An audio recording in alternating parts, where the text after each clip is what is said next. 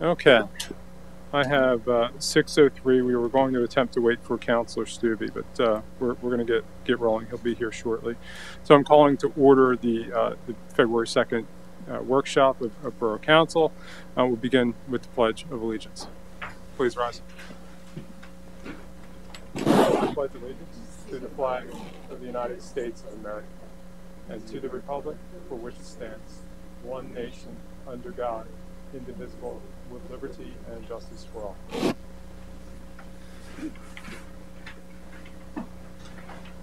Okay, and we will begin with citizens to be heard. Our Climate Action Commissioner, Tamala Trussell, is here with us this evening. Tamala, if you want to come up to the podium, I know you want to talk to us about chemicals.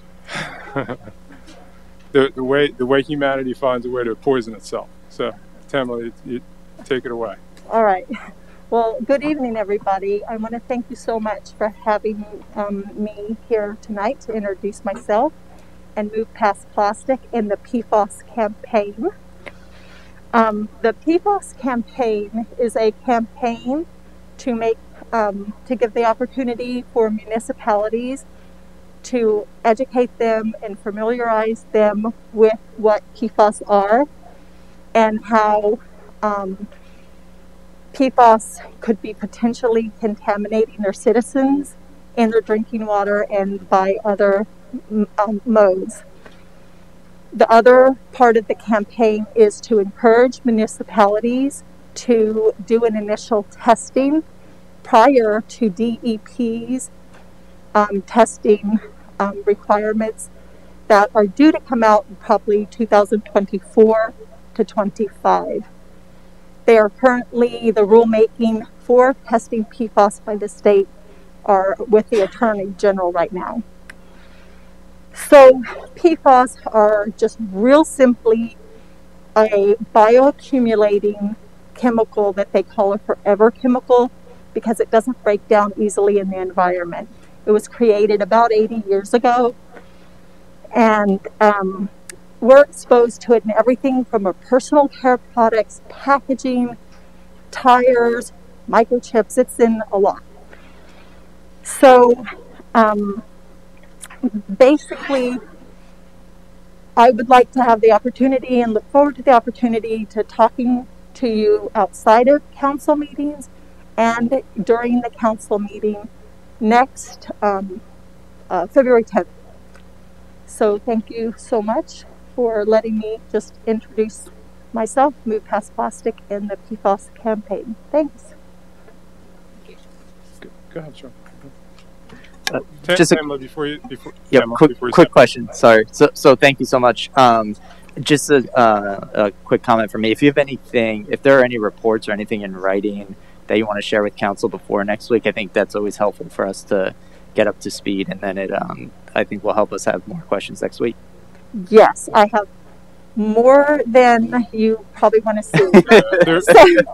So yes, I will gather that. And the other thing I did forget to say is if in the meantime, because I don't want to overload you with stuff, and if you have time and you're more curious than the minimal stuff that I'm going to give you, please visit movepastplastic.com. And then in there, you'll see a tab to go to the PFAS campaign. And there's a lot of stuff in there. I'm just now getting to populating the solutions page. So that's a little weak right now, but we're getting there. Sure. Tim, I'm trying to kill some time until Jeff gets here anyway, so we can chat about this a bit more. But I'll note that when you sent the, I can't remember originally who the email came from. I didn't know what PFAS stood for. I know PFAs and what that stands for. Very different than this. Both are toxic, but there's some good links on the EPA website that gives some background on it that I found that maybe when you pull that together, if I don't think yes, I've provided a lot of those in the rulemaking in its entirety on the Move Past Plastic website and the PFAS page. Great. You'll find it pretty thorough. Yeah. Thank you, Tamara. Yeah. You good? Great. Yeah, Thank you. we are. Thank you so much. Counselor Stubbe's here too, so it was perfect. So we'll let him grab a seat. Mr. Mayor, while we're on the topic of plastics, I just heard a report today that the EPA and some studies have shown that humans may be ingesting as much as 40 pounds of plastic in their lifetimes through various sources, including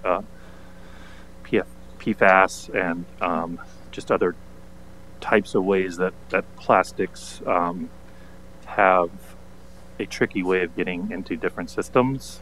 So I just like to say I really appreciate Tamila's involvement. When we talk about plastics, it's a very, very broad set of products, and they each have sort of their own unique ways of sometimes harming our environment or human health. So I look forward to working with you all, but also having an advocate like MPP and Tamila's insights to work on some of these issues as we move forward. So, thank you. Right. Yeah. It was a very quick read last night. Fascinating. I mean, they're found in things like microwave popcorn bags and pizza boxes, and I just hadn't been on my radar. So again, thanks for bringing it to our attention. Tamila, you have a hand raised in the back. Just so you guys know, Joel is a member of the Compostable and information, and he's more than welcome to forward it on. We just had a technical information meeting before the campaign and representatives forward that on, or you might not really know And that, but if you do want to get more information and learn more, please become a member. And then also any money, any donations that are offered are going toward water testing for various areas. Great. Okay. Thank you. Moving on to the mayor's report, the first item is Carlisle seal, and we'll need a discussion on this item.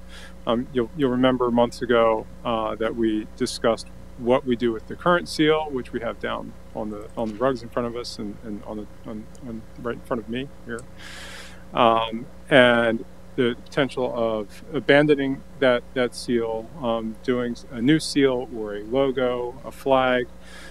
What we want to do at this stage is begin to move that discussion forward with an aim of making a decision, making something happen in this calendar year. So what we're hoping to have, and I'll pass it on to the deputy mayor in a moment, because I know she has some I think some great perspective on how we move forward. But at the end of this discussion, what I'm hoping we have is a direction on what we are going to do. Are we going to do a new ornate seal? Are we going to do a simple logo? What is our plan going forward? Get something concrete so we can start to move forward with a process on how we're going to go about getting the artwork done. But the Deputy Mayor, I'm sure, has some comments before we start. Yes, this is a labor of love for years now. So, I did give a presentation a couple months ago, gave a discussion, and I think the main reason why we're coming back around is basically trying to decide as a council what we actually want to ask for, work on, move forward on. Because some of us, I was in the no seal boat, because I do not think that we need to recreate something that looks like that. Just because you retire a seal does not mean it's washed from existence. It still exists. But I do think that, trying to figure out all the different elements that would be incorporated in that could be a time-consuming, more expensive process.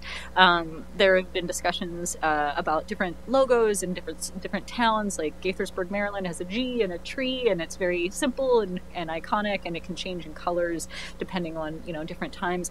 But I'm not usually like a very traditionalist, but when it comes to flag design, there is like the vexillological organization, and there are certain criteria of like a really well designed flag. So it could be a logo and a flag. It could be a seal, although I'm in maybe the flag logo area. And just so you know, like, I thought I'd bring this out. This is what you should create as a flag. It should be about 1 inch by 1.5 inch, and you put it about an arm's length away, and you can draw that. So if you can recreate that thing on this, good for you. Most of us cannot, right? So it's like a couple colors, a couple very simple, iconic elements, and you can see it from far away, and a child could recreate it with, some colored pencils or crayons. So that's what, a couple of the things to think about for a flag are.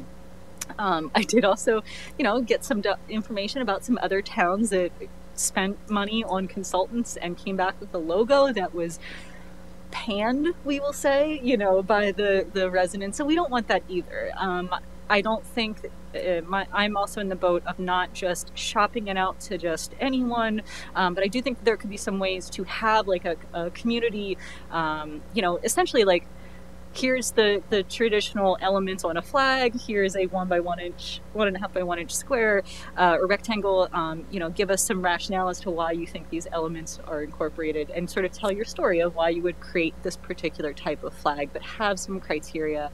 When it comes to a logo, we could work in-house or with, some local design folks or something to have maybe a little bit of both. I'm not a fan of how a lot of folks have interpreted the American flag. I think that once we have a flag, that those colors, those styles sort of are consistent, but a logo could be more flexible. So those are some things to think about when it comes to like a flag versus a logo. I've talked a little bit with our borough manager and mayor, and just said that I work at Dickinson, and if you look at over the years, there used to be a logo, and now their logo is just Dickinson, but it's a particular font, it's a particular color, and so it doesn't have to be also a logo. It could, you think of Temple University, it's like the T, right? So there's sometimes it's simply a letter. So I think we can be interpretive without going sort of wild on making something ornate. So I like simple, I like consistency, I like something that we can like own. And the only other thing that I didn't necessarily bring up before is, the DCA do have flags that say "Love Carlisle," and a flag, a real, standard flag, like the American flag, it doesn't have text on it. So if we have a logo and it has text, that's one thing. But I would say if we're going by traditional flag elements that are timeless, they usually steer clear of any sort of text. So I think maybe thinking about, yes, it's Carlisle Borough, but do we have then competing elements with downtown or DCA? So I think maybe engaging those different folks and sort of having that as part of the discussion, so we can collectively as Carlisle Borough or downtown or whatever organizations can get behind something. So that is the discussion. What do we want, and how do we ensure that we can get the community behind whatever we move forward on? There any before maybe what I'll do is pose some questions. Let's see if there are any general comments or questions from council. Go ahead, Councilor Hicks. Thank you, Mr. Mayor. Before we get too much further, if Councilmember Perry is with us, should I make a motion to have her join us virtually? Oh, thank you. Yeah. So I move to have Councilmember Perry join us virtually. Okay, there's a motion to permit Councilmember Perry to participate by telecommunication device. Is there a second? Second. There is a second. I'll call the question. All those in favor, please signify by saying aye. Aye. Aye. Those opposed? Motion passes. Sorry about that, Councilor Perry. You're official now. It's okay. Thanks, everybody. Okay. So, are there any general comments, questions about the seal and logo among council?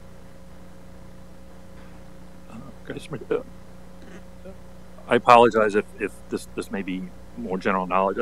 Just can you share sort of your thoughts? You're thinking of sort of the process that we may have moving forward. Maybe even do you even have any thoughts in mind about when you would sort of like like to have sort of close to sort of a decision on this, or anything you have in terms of thinking of the process would be helpful for me. Sure. Yeah, and we had staff had already pulled together sort of an outline of what an RFP would look like for the process. So we were thinking an RFP process. I think to be able to have the process started and finished this year, we're going to need to get moving on it relatively quickly. So in the next couple of months, by March, I would think get that rolling. And so my hope is tonight to just get what we didn't get at the last meeting necessarily was clear direction on, are we retiring the seal? I think there was a general consensus, although we now have a couple new council members. And then what are we doing going forward? Do we want some more ornate seal and a logo? Do we not care about the seal so much? Do we want a logo that can kind of work as a seal? I mean, a whole bunch of different questions that we'll need to walk through. Hopefully get through as much this evening as possible. Thank you, Mr. Mayor. So it sounds like we're going to go forward with an RFP, whether we, actually respond to an RFP, maybe TBD based on some things I've heard, but we're going to at least try to kind of come up with the requirements, for lack of a better word, right. What to put on RFP, and then we'll sort of judge whether we think that's the appropriate step. Sure. Yeah. Responses. Okay. Yeah. We need sort of general direction from council just to nail that down tonight, and then we'll get a sort of a draft of what I think we initially have in mind, and we can discuss that further on. But we want to just get this process kicked off. So go. I don't think a make before break is essential for me. I would be much more interested in retiring into something, waiting for a final replacement. For what it's worth, and I like the idea of sort of keeping our options open based on the sorts of responses and the background of those who respond, kind of seeing if maybe we could do it across other organizations here in Carlisle. I'm still very much open to having a flag or not having a flag, and so that's where I'm at. I think I'm hit all the checks there that you were asking for. Okay. Anyone on my left? Go ahead. So I'll defer to the deputy mayor because she has a lot of experience in this area. But I do like the idea of going down the path of exploring a logo and then also having a flag. The options, I think, in the deputy mayor's presentation of, I think it was in Maryland, of one of the logos being open to being adapted to, what the police department would wear, might be a blue logo and Parks and Rec might be green. Something like that, I think, is creative, and I'd love to explore that. And then the flag being separate from that and being the standalone kind of trademark, I think makes sense. And it's not lost on me. We're talking about this today when in the sports world there was a logo change and a name change. So I think it can be done. It doesn't hurt people. I think it's good to always reevaluate these things. So I think I maybe said something to this effect before, but I am perfectly comfortable with us retiring the existing seal and having something simple and straightforward, whether it's just the word Carlisle or it's a little bit more detailed of some sort of logo that we can use. I mean, I think of just state flags throughout the country, and the flags that people take pride in that you see people wearing on like shirts or hats are not flags like the Pennsylvania flag with these ornate seals on them, right? It's something like the Colorado flag. I don't necessarily think we need to have a flag. If it's just as simple as having a logo that we can put on things where the seal is to replace that, I'm fine with that. To Councilor Hicks's point though, I think maybe we wouldn't officially retire the seal until we have a replacement ready to move forward with. But generally, I think I'm in agreement with the deputy mayor's comments that I think something simple and straightforward is probably the way to go, and I'm comfortable with us as a borough moving forward with pursuing our options on that. Okay. Councilor Mellon. I'm new to this discussion. I am in support of retiring the seal. I do agree that it should be replaced with something simple. I like the deputy mayor's suggestion that we have some means of citizen participation in the design. Great. Councilor Perry, do you have any comments to add? I'll just say I'm in support of it as well. I agree with Jeff and Councilman Stubbe and Deputy Mayor Lamus as well. Great, thank you. And I'll just add what potentially, if what we can look at is a logo that could work a number of ways. I think I forget who. I think Councilor Stubbe may have mentioned that could work on a flag. That could work even as an official seal, because I know under our ordinances we're supposed to have an official seal, and we can kind of work our way around that. But sort of we'll tailor the process toward that end. But we at least, I think, have consensus that it's time to retire the seal, so we can move forward. March workshop, pull together the process that we're proposing, and then we can discuss that in more detail. Is that a good timeline? Absolutely. Okay. We can make that work. Oh, sure. Yeah. Yeah. I think we've all said we're going to say at this point. So who do we have by Zoom? Oh, okay. Swanda Stallworth, you're with us. You can go ahead. Good evening, Mayor Schultz, Council, everybody. Hello, how are you? Just a couple of thoughts. I was at the workshop meeting when we, excuse me, when we had some discussion about the seal, and I think I've heard some things tonight that make me think about things maybe a little bit differently. I think it's necessary to retire the seal, and I think we all can agree on that. But I don't know that we wait to retire it until a new logo or something is created. And I'm grateful for Councilor Cramsey's comparison to the Washington football team, now the Washington Commanders, right? So they didn't go from their old name to the Washington Commanders. They were the Washington football team for a period of time until they could figure out process as well as content for that replacement. And I think that has significant value, especially when we're dealing with something that has been so embedded in the culture and in the community. For some people, it's just a seal, but for other folks, it's a connection to their families. And it means a lot more than that. I think we might do well to consider what it would look like for us to retire it and allow some space and opportunity for that entire process to be rethought once it has been retired.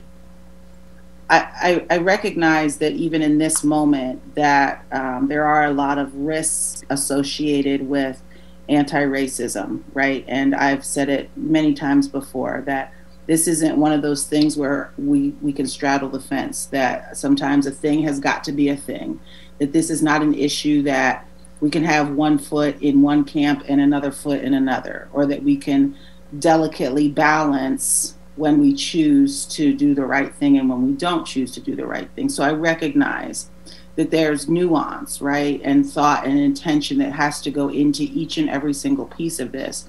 And I applaud council and all of you and staff for the work that you do around this and the thought and everything that goes into this type of work. But I do think it benefits us greatly if we consider retiring the seal, replacing it with something simple, whether it's a C or whatever, and then begin to work on a new creation. I think that space and time is necessary for that. Thanks for allowing me to speak. Okay, thank you. And we can revisit that. I have a question. Given that we have a requirement to have a seal under the ordinance, when do we actually use that seal in any official way? Manager Armstrong. Certainly. So the borough secretary, who's the official record keeper of the borough's records and archives, After council enacts ordinances, resolutions, etc., meeting minutes, they are actually pasted in books, and the seal is affixed to each and every page. We would have to seek the solicitor's input, I think, as far as what that could look like, at least in the interim, if we were to retire the seal this time. Sure, and what I think what the solicitor is going to tell you is the seal can look like anything you want it to look like. So given that, all we would be doing is replacing a metal stamp that this borough secretary uses. Relatively small expense. If we just had a new one that was a circle that said Borough of Carlisle, and maybe we could even put established in 1750. Well, I was looking on our website. Exactly. We have the logo, and then we just have Carlisle, Pennsylvania, Yep. EST 1751. So, I mean, even if just that is it, that way we could remove the logo, the seal from the website, and just have that as maybe the official stamp and seal. And I mean, I know that you've already spoken of certain shirts and or different. We've already cleansed those. Different things have already sort of slowly been changed over for this change. So even though it's not official, there has been some of that, but this was the thing that was legal that we needed to be sure of. Now, I have to double check, and I'd have to double check with the secretary. I do not believe that the seal that we currently use, I believe it does say Borough of Carlisle 1751, and actually does not reflect the entire crest. We'll double check that. But I don't know, Joyce, if you're on, if you can verify that. Is that correct? If my recollection's correct, the seal that you affix to the ordinances and so forth do not necessarily reflect the borough crest. That is correct, Susan. Yes, I believe it might have Lady Justice on it. I'm not, but I know it doesn't have the crest that we think of as the crest. Correct. On my seal that I use for documents. You're correct. So essentially, the seal that we have, we would likely be able to continue to use because it does not reflect that crest. Right. So we wouldn't need to change that. No, so this crest has never been incorporated as the borough seal. Then I'm trying to picture our borough fleet, and if any of the borough fleet has the crest on it. It has trucks. Yeah, on the trucks. Some of the equipment it does. Okay. And whether that's whether the interim remedy is to get placards that just say Borough of Carlisle that you stick over top of the equipment, we can look into that as well. Yeah, I actually do I've always, and I've told Stephanie this from time to time, I like the font that our web designer came up with for the very simple Carlisle, Pennsylvania.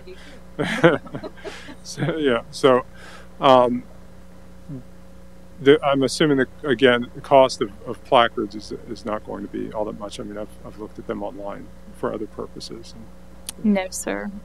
Probably the most significant cost that we're going to incur essentially will be likely with the police department and the uniforms, etc., and how we phase out the patch from the current uniforms. And I believe, Chief, that's affixed, that's sewn on each uniform, correct? Would you like to speak on that? So it's essentially on each piece of each outer garment that the police officer wears has a patch with that seal on both sides, left and right shoulders, shoulder flash type patch, and that seal is also other places on our stationery. But right now we have not ordered anything new, so we're kind of like in a holding pattern until it is time. Mm-hmm.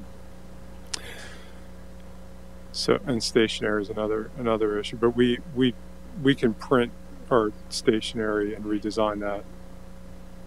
Correct. Separately. Okay. So that's not as much of an issue. Right. What we've done internally with electronic letterhead, it's very easy to cleanse the crest at this point.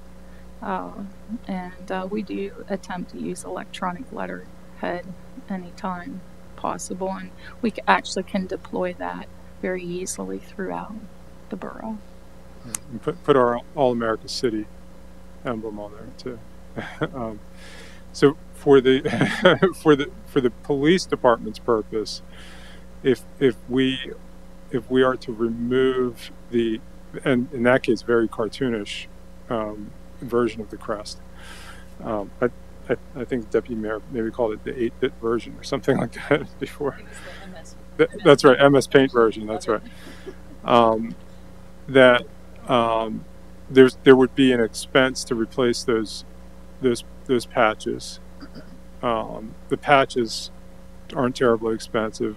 Sewing them on, I imagine it's not terribly expensive, as long as the patches, whatever we have for the department, match the same. I know. I listen to you, Chief.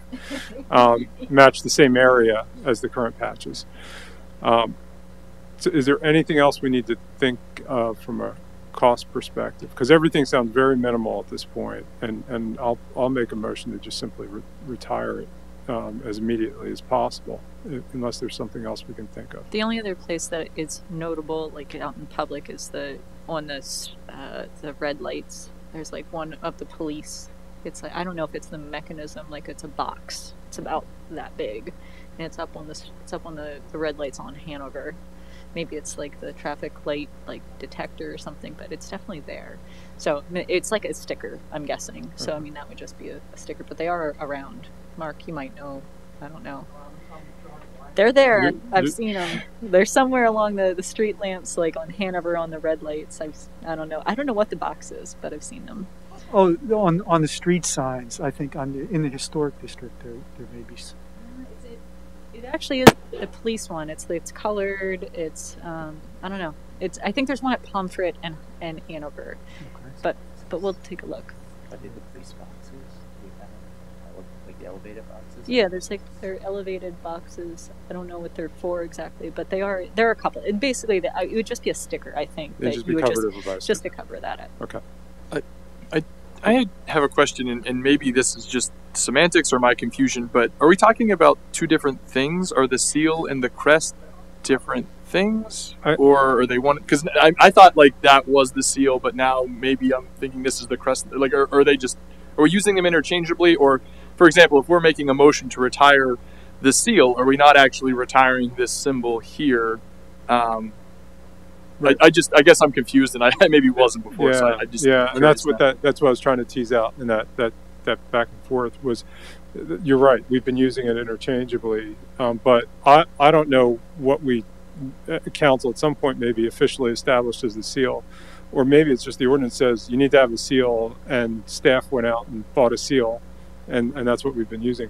But what we're talking about is the crest. Okay. Yeah. Okay. Any further discussion? Does any? I said I'd make a motion, but I'll entertain a motion. I'll second the motion. Okay, I'll say I made the motion. You'll second that motion. Yeah. Okay, motion made by the mayor to retire all use of the borough crest, effective immediately. Second by Councilor Hicks. All those in favor, please signify by saying aye. Aye. Those opposed, and the crest is retired. I do have Tawanda asked me to ask a question of you. She says if the March workshop meeting could include a timeline of removing the remaining crests in borough facilities, borough property. She's looking for a timeline. Sure. Yeah, we'll have to. We'll let staff brainstorm that one and work through it. Okay. Okay.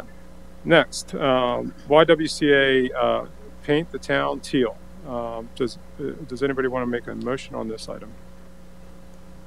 I'll make a motion that Borough Council may consider approving the YWCA's request to tie teal colored ribbons to borough lampposts as a sign of solidarity for Sexual Awareness Month, contingent upon the following. Take this all as. Do you want to go? Yeah, all together. Sure. Okay. Ribbons permitted to be hung from Borough downtown street lamp poles beginning March 30th through April 30th. The ribbons need to be removed no later than the morning of May 1st. Ribbons need to be secured tightly and at a height that shall prevent them from being easily removed by pedestrians or inclement weather, and inspect the area periodically to ensure the ribbons remain secure and in good condition. There is a motion to approve the YWCA's request to tie teal-colored ribbons to Borough lampposts. Is there a second? Second. Motion by Councilor Cramsey, second by Councilor Landis. I'll call the question. All those in favor, please signify by saying aye. Aye. Those opposed? Motion passes. On to committee reports. Councilor Perry, your call since you're by Zoom. Public Works Committee, if you prefer Councilor Stubbe, since he's here in person to take it up, let us know. I'm sure he'd be happy to do so. Yes, I would actually really like that. Thank you. Happy to do so. So first on the agenda under the Public Works Committee is a discussion of solid waste and recycling goals for the 2023 service. So I think I'll bounce that over to staff, to Mark, for an update before we discuss as council. The current contract the borough has for solid waste and recycling services ends at the end of this year. So we will be going through a process to put together a program for bidding purposes. In addition to that, we are also evaluating providing that service in-house and what that would entail and what that would cost to present to council once we have received bids on whatever package we put together based on discussions today. With that in mind, staff put together a memo which is included in your packet, which gives a brief outline on the current program and some statistics about participation in that program, estimated participation in that program, and how that compares to the United States as a whole. So right now we have a pay-as-you-throw system, and the way that works is that we pay our service provider, which is currently Waste Connections, on the basis of the number of bags and now stickers that we sell on a monthly basis.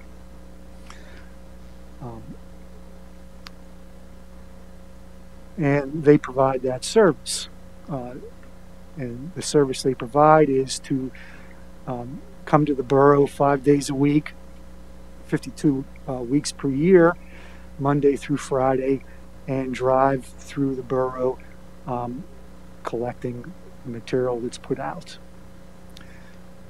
In the memo, there's a little estimate regarding the amount that it costs for disposal of that material at a sanitary landfill. So our service provider is required to tell us on a monthly basis the tons of solid waste collected and the tons of recycling collected. And so we have that information. But we don't pay them on the basis of tons of material collected. We pay them on the basis of the bags sold.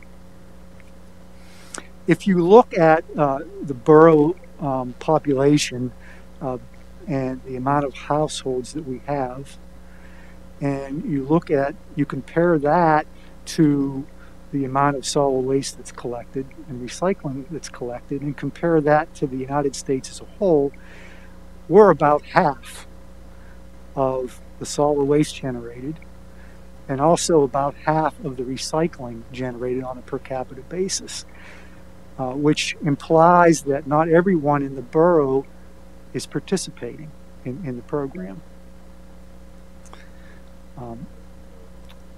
So when we go out for services, it's the company has certain costs associated with providing that service, and they generate bids based on what their anticipated cost is going to be and what their anticipated return on their investment is going to be.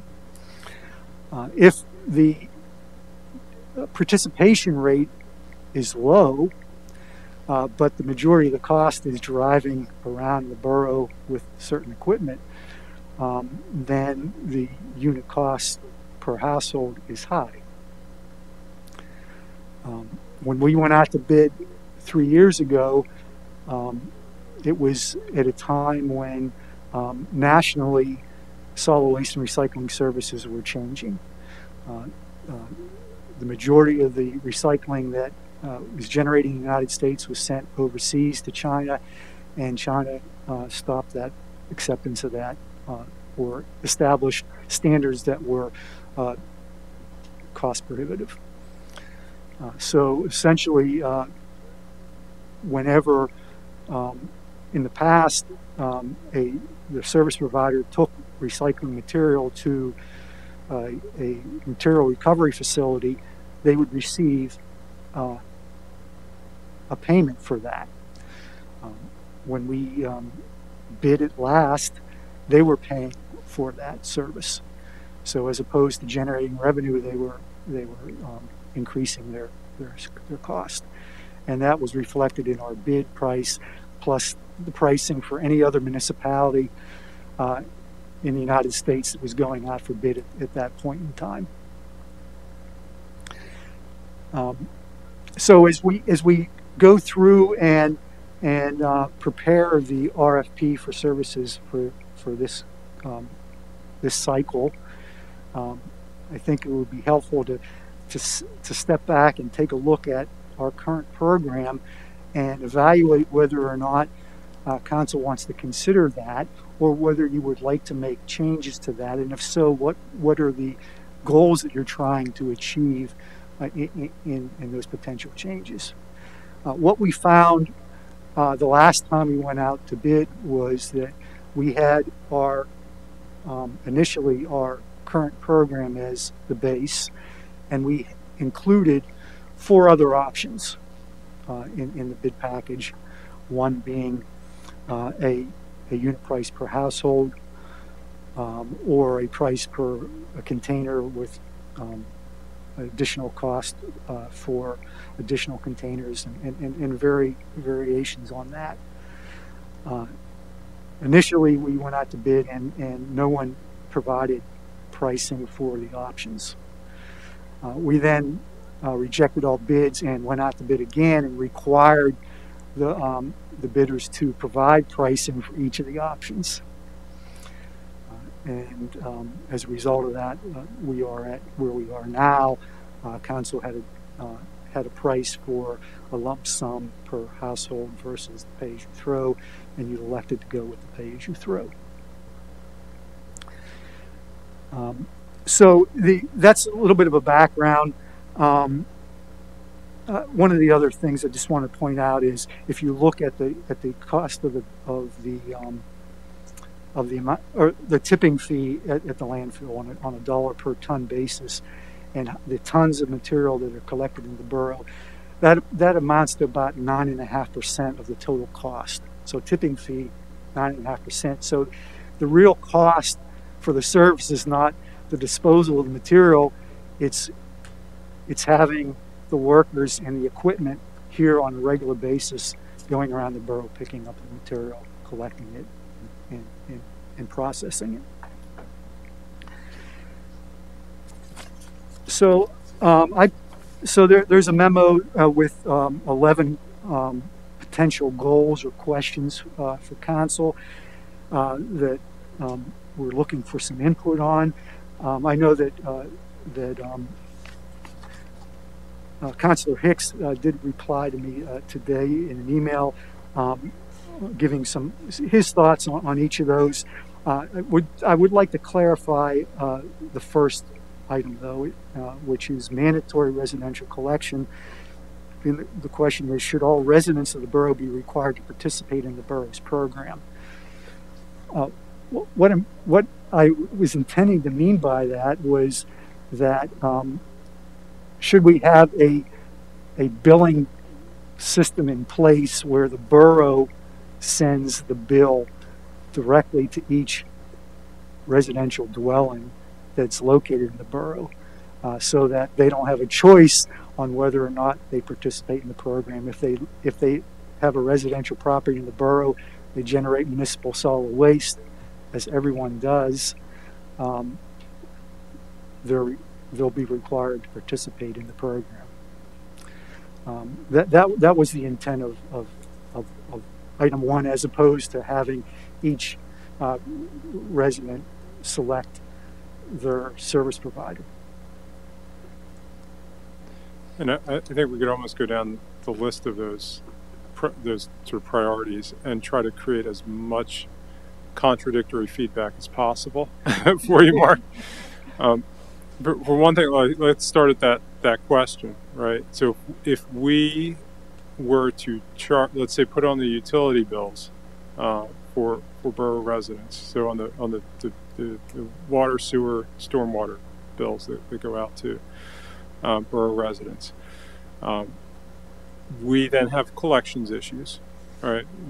So we'll have to consider the impact of that. Are we then potentially placing liens against properties like we might in water and sewer use if people fail to make their payments? I think and the borough manager and I earlier today were trying to recall exactly how we do this with stormwater fee. Whether the stormwater fee currently is on the utility bills, is when someone makes a payment, if they don't make a full payment, is it being applied to the stormwater fee first, and then the water and sewer? Yeah, because right. The water and sewer can be shut off. Water can be shut off, so it goes stormwater, wastewater, then water. Right. So we'd then have to we'd be layering one more item on there. And I assume we'd have the trash collection fee first or second, along with stormwater as a priority toward payment. The benefit, of course, of having ensuring everybody's participation is, as you alluded to, is potentially reducing the cost overall for everyone, because when you have low participation. I want to analogize it to healthcare, but that's dangerous. When you have that low participation, drives up the cost. You have not just free riders, you have non-riders who are driving up the cost for everybody else. And there was one more point I wanted to make on that. Now I'm forgetting what it was. But of course, if we're applying it across the board, is that a flat fee for everyone, which then does not, in the pay as we do in the pay as you throw program, encouraging the reduction of output. If we're doing a flat fee across the board for everyone, we don't have that disincentive toward producing more garbage from households. Right. So there are some options available with that. There's a starting fee that everyone pays. And you can then increase that based on the type of services desired. So, for instance, with that starting fee, you receive recycling services, and then you pay basically for every bag that you put out, or you're provided with a small container or a larger container, and the larger container you would pay a higher fee then. Right. Yeah, I do know in some municipalities they do have that. They'll have a large container, small container option. But I've said enough. I want to make sure council has an opportunity. Councilor Stevens. I didn't know if we maybe wanted to open things up to public comment before we, as a council, discuss. It looks like we have at least one person in Borough Hall who would like to speak. I don't know if there's anybody on Zoom. Sure. We can do that. Mm-hmm. Can you come to the podium? It's easier to hear.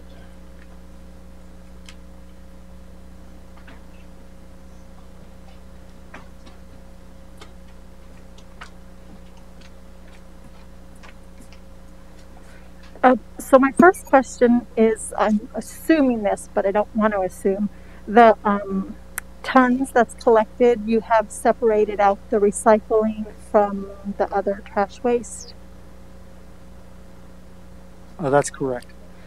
Okay. And what are you basing the assumption on that half the residents aren't participating? Do you have data or evidence of this? And if they're not, what are they doing with that trash and recycling products?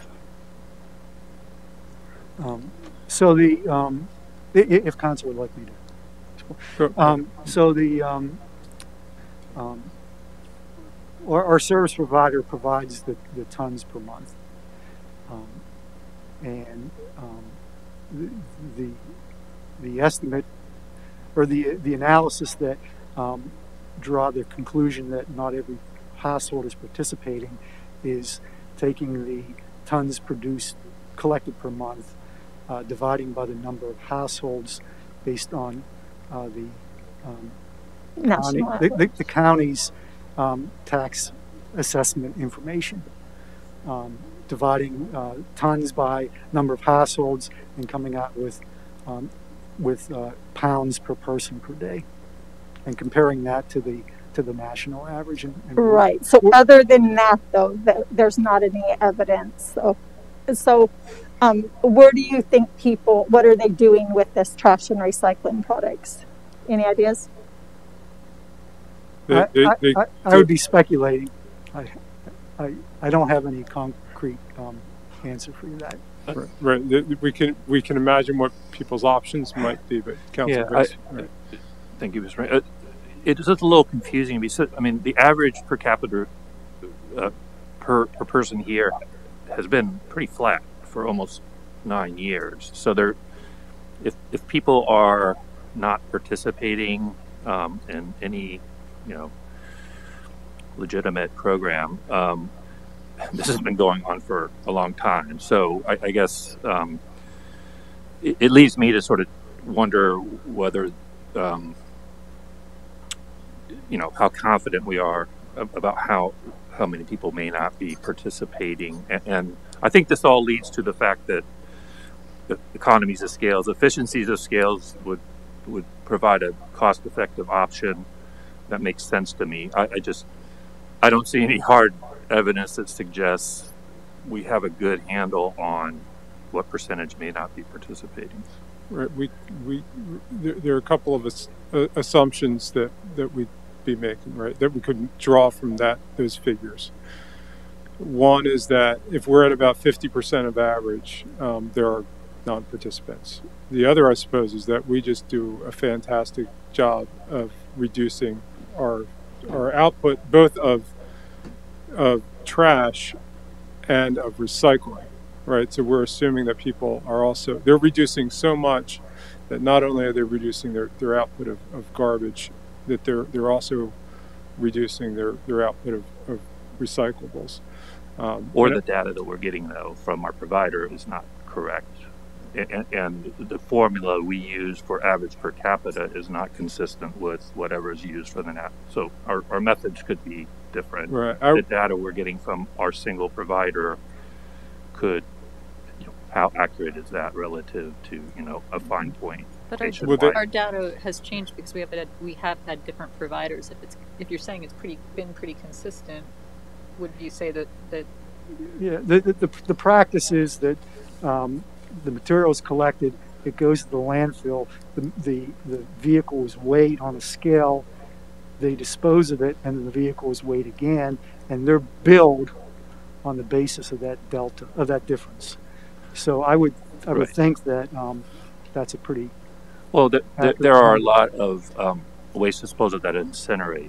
Do they weigh everything before? Is it a requirement whereby the tonnage nationwide, based on the various ways that waste is disposed of, is that? I'm not sure incinerators use the same methods as landfills, and a lot of waste is incinerated, for example. I can't comment on the validity of EPA's numbers other than to assume that they're correct. If I may, Mayor, I don't believe we have hard data, but we can say that departments, police department, code enforcement, parks and recreation staff, parking staff have all encountered illegal disposal of household trash. in public facilities and elsewhere throughout the borough. I've also had calls in the past from businesses downtown that have commercial dumpsters in the back of their properties that individuals dispose of trash, but we don't have the hard data to tell you how much to Tamala. Okay, so yeah, if that is occurring, maybe that should be quantified. So another question I have is, how much do you pay for the recycling versus the stuff that's collected in the bags, like per person difference? Do you know? Our contract is for we pay on the basis of the number of bags sold. Period. There's not a difference between recycling and solid waste. We pay on the basis of. So we don't pay anything for them to haul away what we put in our recycling bin? It's all included. It's the price is all inclusive. Okay, then that would make sense. And then, so you said that that they collect the weight of each of those separately, the recycling and the trash waste? Right, they take it to two separate facilities. Okay, so do you know if they collect that weight prior to sorting through the recycle bin waste, or like? Yeah, so they take it to a material recycling facility. As soon as they drive in, they're on a scale. They get weighed. They dump it off. They get weighed again, and they leave. And okay. So the numbers are based on okay. the total amount. It doesn't segregate it into pounds of plastic versus pounds of paper versus pounds of aluminum. Okay. So you're saying that they drive in the recycling waste, weigh it. They drive in the borough bag waste, and they weigh that separate, or they drive in all of it and weigh it? No, they take it to two separate facilities. The municipal solid waste goes to a landfill.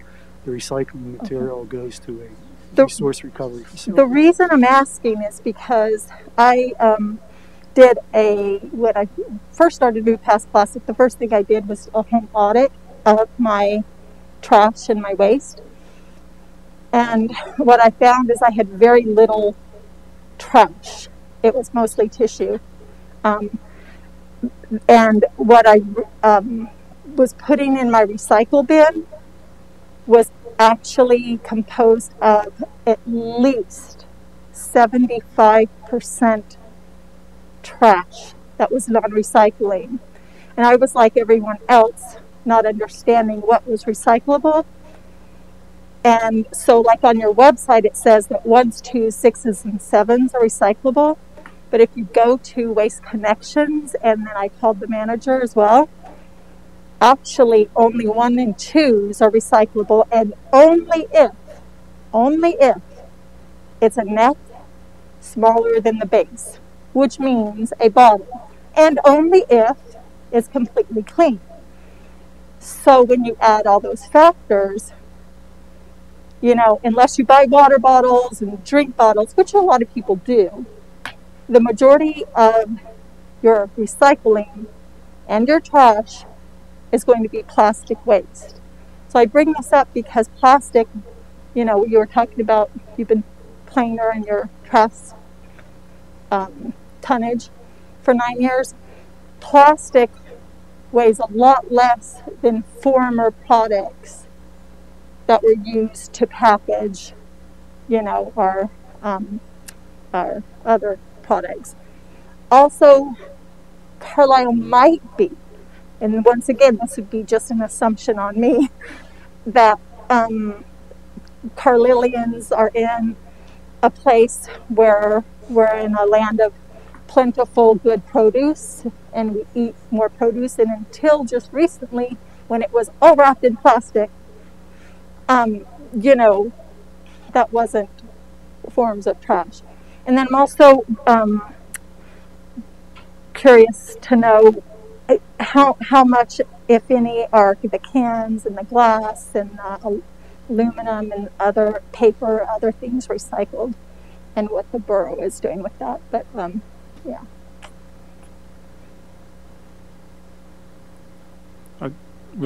Was that? I'm sorry, Tamara. Was that a question?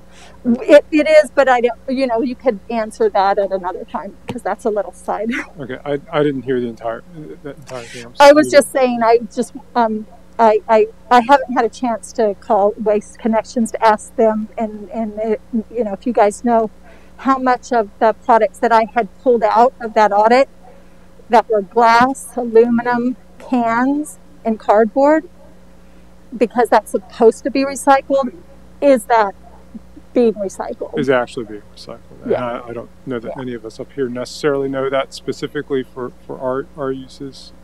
Joel seems to have. No, I mean that is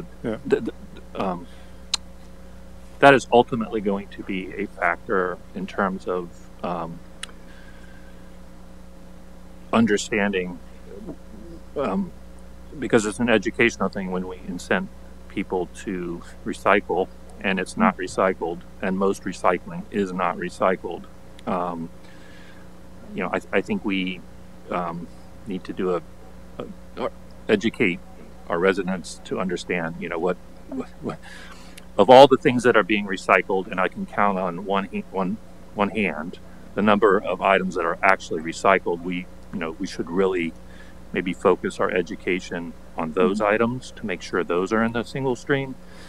The other items are ending up in the same situation as in the landfill. I mean, they're literally sending them to the landfill, or they're worse than that, they're burning them.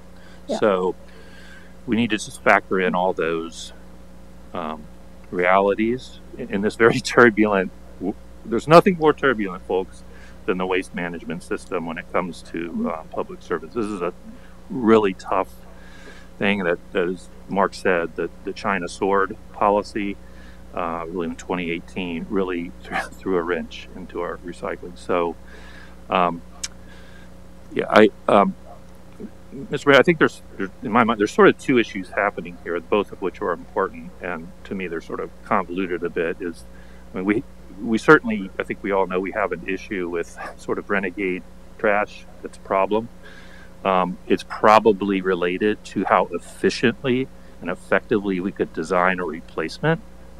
There's no question about it. I don't know exactly what that relationship is, but I think we need to kind of put that that shouldn't be the driving factor of how we set up a replacement system. I think that's my big input tonight is make sure those two issues are standing alone.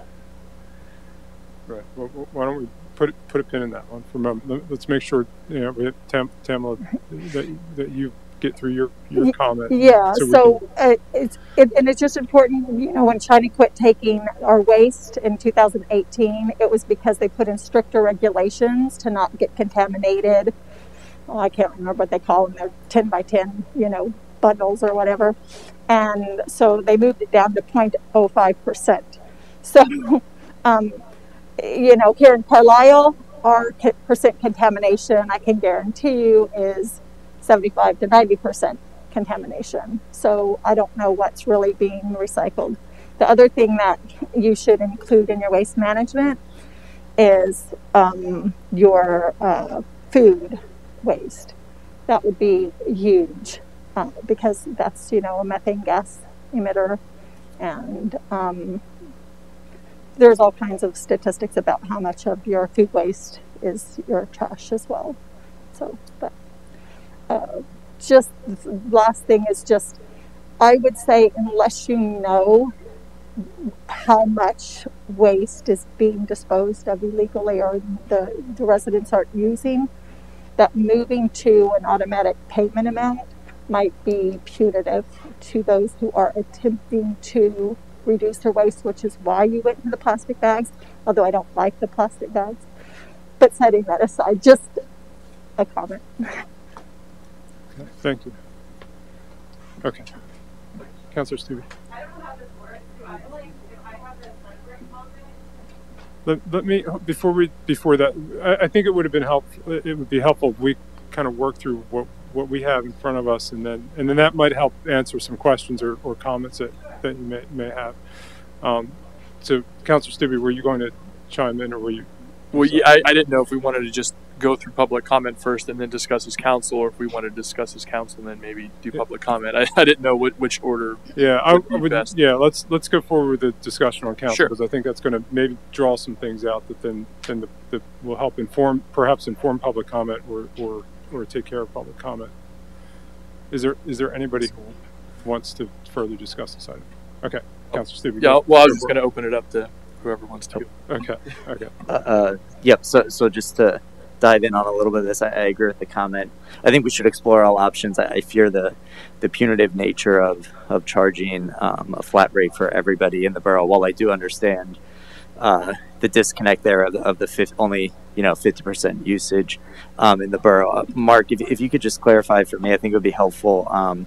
Just a couple questions. One, the timing of the bids, what we're looking at there. Two, if we could include in the bids biodegradable bags, or if that would be a separate bid, just to get a feel for what that would look like if we stayed with pay-as-you-throw. And then my third question is around composting. I know we had a presentation from a Dickinson student, I want to say a year or two ago, now that looked into that, if that's worth putting in the bid to see if companies do pick up compost, or if it's something we can explore here at the borough, having a compost section of our site for folks that we can encourage to do that when it comes to food waste or things that are compostable. As far as the timing goes, what we'd like to do is put the package out so that it's out on the street probably in May, and get bids in June, so that we then can present that to council in time for the budget. And you said our current contract, it expires this May or next May? Our current contract expires December 31st, 2022. Got it. Okay. And then there were a couple other items in that. And the second question was biodegradable bags. And I'll just to piggyback on that, I think it's important that we recognize the difference between biodegradable bags and compostable bags, because there's a difference. There's a difference there. I've taken the opportunity, since now I'm using stickers, to buy compostable bags. Although, Mark, I know you'll have some comment on what compostable bags do in a landfill too. So I think Councilor Crampsey's question was something that we've discussed on council over the years, is having if we continue with the bag system, perhaps the effect of the potential effect of cost on the bags, if we move to I suppose ideally a compostable bag option as opposed to the plastic bags that we're using presently. Right. So we have two separate contracts. We have one contract for solid waste and recycling services, and we have a separate contract for the procurement of plastic trash bags. So we specify what that material needs to be. We're in a position now where we had to go out and come up with an option because of supply chain issues related to resin.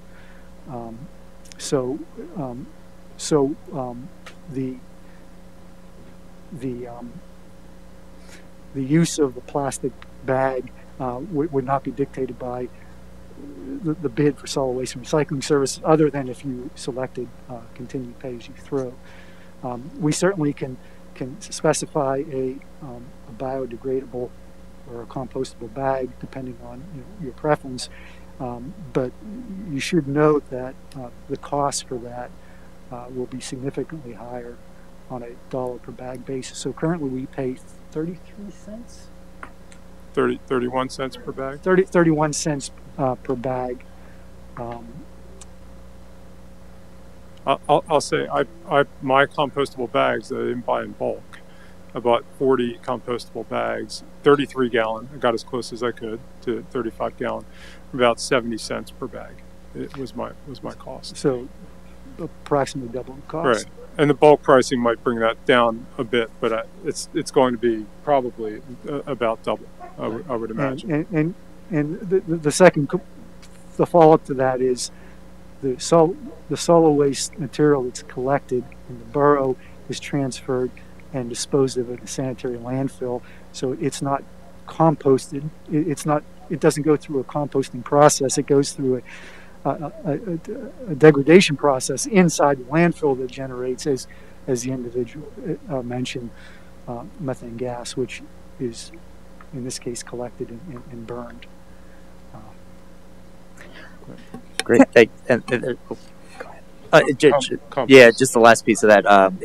Is anyone or any other municipalities doing curbside compost? Is that a thing? Is that something we can explore? Or if not, is there space within the borough facilities to explore that option for residents? Right. So there are communities across the country that have essentially 3 containers. One for municipal solid waste, one for food waste, and one for other recycling materials as part of their overall service contract. There are other communities where they provide that option to residents to contract on their own for that service. And there are other municipalities. Actually, Vermont now is prohibiting the disposal of food waste in with municipal solid waste. So it's up to the individual to either service or compost on site. So that's an option. Keep in mind that anytime that you're providing an additional complication or additional service, you should expect that the price will be reflective of that. Would it be possible that, thank you for that answer, within one of our borough facilities to create a compost section? I think when we saw that presentation, they just talked about obviously separating it right from things that aren't compostable, but would that be a cheaper option for us to then have residents take their compost to one of our facilities? We could do that, although so we had previously looked at using the borough's yard waste facility for that, and we can't do that under our current operating permit for that facility. We would need to amend our permit and probably do some other items related to vector attraction and other maintenance issues. We also had discussions with Dickinson College regarding teaming with them, and we spoke to them about disposal or collection mechanisms and drop-off types of options. And when we had those discussions, it was really on the borough to come up with that and not rely on the college. They would provide the area, the location for handling the food waste that we brought them, but they were not interested at that time in doing any type of collection or storage. Great, thank you. And if we were going just to follow up on that question, if we were going that route where we had a compost component, and we're delivering that to the college site, right? You're probably not going to know the answer to this question, but I'll pose it anyway, just so at least we're thinking about it. A standard hauler is probably not going to do the trick for us in that regard. A hauler is not going to pick up compost separately, take it to another site, or maybe they would. Do you have any thought on that? They would for a fee, right? But they're not set up. I mean, they're set up to. They have 2 separate containers. They have one for municipal solid waste and one for recycling, at least here. So they could provide that service, but it would be for a much higher fee. Yeah, we would expect a significant fee for something that they're not used to doing. Right. Which then would, if we're exploring the option of doing doing this in-house, that's something we could offer separately as we explore that option. Okay. Any other questions, comments before we throw it back to public comment? So I had two questions. One is about the stickers. I realized that we adopted them now out of necessity because we had a problem with the bags. But I did live in a municipality for several years in New York State that just used the stickers as a pay-as-you-go program. So, what kind of feedback are you getting on the stickers, and what might be the drawbacks to going to stickers instead of bags? Do you think it would solve some cost issues, cause more problems? I'm going to punt to Richard on that one. In general, the feedback has been mixed. We recently reached out to our vendors who sell our stickers and trash bags. They get people who don't like them, and they get people who do. And it's a change, so I think it'll take time for people to get used to it. But in terms of cost, it's a significant savings. It's slightly less than 3 cents a sticker. So we can get about 6 months worth of stickers for $3,000 or so. And my other question was about point number 11, where you suggest regional cooperation were we to start our own program. Is there already some regional cooperation occurring that we could join, or would that be something that would need to be started from scratch? That would be something, at least in Cumberland County, that would need to be started from scratch. And we'd have to try to line that up with other contracts terminating in some way to make that happen. Logically, a place like South Middleton, North Middleton, Dickinson, the surrounding areas. And we're going to have, there are different challenges to hauling and picking up in a more urbanized area like we have than you do, even in sections further out from the downtown in the borough, or you go out to the surrounding municipalities. It's easier for haulers to pick up in your traditional sort of subdivision where we have quarter acre, third acre lots, and they're just rolling down the street. Where here you have some parked cars in the way and that kind of thing. So, Councilman Mel, I'm sorry, I forgot your first question was on the experience of the stickers, because I wanted to. I'm probably talking too much tonight, but I've been talking about trash since 2005 here in this borough, and I'll probably go out talking about trash when I'm done here. I sent some negative feedback on the stickers last night to the borough. I sent a text message to the borough manager, said I had my first experience with the sticker, and it was not a positive experience. My sticker tore, and so I've seen that complaint. I tried to be as careful as I could. I was out in the cold. Maybe I fumbled around with it a bit. But as I was on the phone with borough manager on my way home shortly before this meeting, and I said, as long as my bag's not there when I get home, I'll be happy. And my bag was not there when I got home. So at the end of the day, the bag was taken away. My sticker was on there. It got picked up. I actually like. There's an aspect to the sticker that I like, because then I can choose. Although when I heard after picking up the compostable bags, heard Mark's comments about the sort of the ineffectiveness of that in the landfills. At least I have an option, right? But then I think when we're purchasing in bulk, if we were to bid our bags similar in specs to the bags that you can get retail, I imagine the cost per bag is going to be less if we're purchasing in bulk than if I'm going out and buying 40 bags at Giant, right? So there's potentially some advantage in us buying in bulk, buying the bags in bulk. But yeah, so we may be in the end saving. Our residents may not see it this way or a lot of them don't like the bags. But we may be saving residents a significant amount over time on those bags, because we're able to bulk purchase them, where the average resident's not. We don't have neighborhoods bulk purchasing bags, right? So there's some advantage in that bag in bag purchasing by the borough. Any other comments, questions? I just have a follow-up from Councilmember Crampsey. Is the intent before we go with the RFP in the May timeframe would be that we would have an estimate of what it would cost in-house before then? I suspect that we would have the estimate for in-house about the same time as the bid pricing. Thank you. Any other questions or comments? Sure. And I want to make sure we get Council Perry, who's by Zoom. We sometimes forget about that, so we're not going to forget about just front.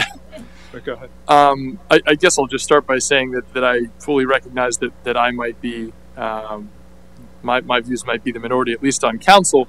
I personally am and I know some other residents who I think feel similarly. I'm personally not a fan of our current pay-as-you-throw system and the use of the bags. For starters, I have trouble with us as a council considering imposing a fee or ban on single-use plastics in the borough, which is something that we're considering, discussing, studying right now, while at the same time requiring that residents purchase single-use plastic bags for disposal of their municipal solid waste. So if we are going to continue a pay-as-you-throw system, I would like if we can explore other options, if there is some sort of toter option where you're paying for the size of a toter, or even if it's just continuing with the stickers and then providing residents the opportunity to purchase their own bag. But even again, then I guess we're still requiring bag use. So I think as we pursue options, if we can look at something that would, if there is something that can allow us to discontinue use of single-use plastic bags for disposal of waste, I think I would be in favor of that. And if that is requiring a flat fee that residents pay, which I know a number of other municipalities do, that might be the case, and I am not necessarily as opposed to that as others might be. And to the borough manager's point about individuals disposing of their waste in other places than using the bags, I mean, I've seen that firsthand. This is the first place I've ever lived where I've had people throw bags of trash in my yard that I've had to get rid of. And I don't know if that's because of our pay-as-you-throw system or if that, just is happenstance. So I would just like us to consider all options whenever the time comes. I fully appreciate that there are people who are in favor of the pay-as-you-throw system and are using that to cut down on their waste. And if there's some way that we can keep that without having to use bags, I think that would be good. But I just wanted to share that because I know that a number of people on council and in the community are a fan of our current system. And I just wanted to share that I am not. I know that there are other residents who are not. And I just wanted to put that out there. Okay. Thank you, Councilor Stephen. Okay. So we don't forget. Councilor Perry, do you, I want to make sure we catch you in case you have any comments. Do you have anything at this point? I do, just a short one. I'll say I'm really on the fence about the stickers. And I say that only because, I've already seen the past, 2 weeks where there are just bags of trash, like the hefty bags, and that have the stickers on them, and there are multiple bags sitting out there. It just kind of makes me nervous because I know what it's like to see, even with Borough bags, how it had been before with trash just all over the sidewalks and all over the streets. And with the stickers, it just makes me a little nervous that may be we may see more of that, especially as the summer rolls around. So I'm on the fence. I'm not necessarily opposed to the stickers. I just did not buy them because, I'm used to the Borough bags. And so I ran around until I got a Borough bag instead of using the stickers. So, but I'm not opposed to it necessarily. Thank you. Deputy Mayor. So I am with Councilor Stubbe I don't have a problem with the actual logistics of doing the Borough bag, but I do, I kind of have from years ago before I was even on council, I also talked about the disparity between our stormwater management fee and also requiring parking. So double dipping. So I think like that's the same sort of feel of this. And I understand that the concern of the utility of figuring out like where it would go if we add it as a utility. But I do like the idea of having one small garbage container that basically equates to maybe the 40-pound, because people always like to say that they can push as much in of our bags now because they're stretchy. But if you give them a small container, they can still stand on it and jump on it like I do, and get as much. But they still have to make the 40-pound, right? And so having multiple ones, and if someone has like a big family and they need 2 large toters, and we can charge them for it. So trying to figure out a little bit more of the equitable pay as you throw, having a very small container, and even if we don't have people that use it every single week, it's at least a tiered cost method. Also, I mean, with the garbage cans, and this might go against what everyone else thinks, but I mean, I think of the neighborliness, and once you're in a community, like if someone has an extra bag, like or something at Christmas or whatever, like I know my neighbors, and I could be like, hey, can you take my garbage? I'm serious. Like those are things that we can't do now because every bag costs something, right? So if you have a little bit more of that, like someone has a big toter and I don't always need that. Like, I mean, there is that possibility that you can just be, cooperative about garbage. I really like the compost option. I have many bins in my yard. I've gotten way better over the years. So I think the thing is, if composting is just outlandishly expensive or logistically not able to be a possibility this time, I don't want that to just be like, well, because it can't be part of the service that we shouldn't.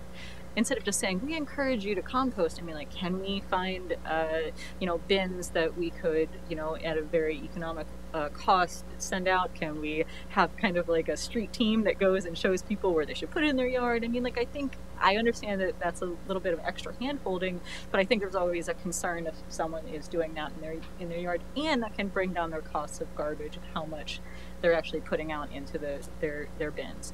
So, I mean, I do think that there could be some additional options, even if it's a little bit more work, and encouraging thinking about what they're throwing away and where they're throwing it away. So I think doing the best we can with our bids this year, but if that doesn't come out exactly perfectly, thinking creatively in how we can continue moving forward in a progressive manner with our solid waste. I think that was it.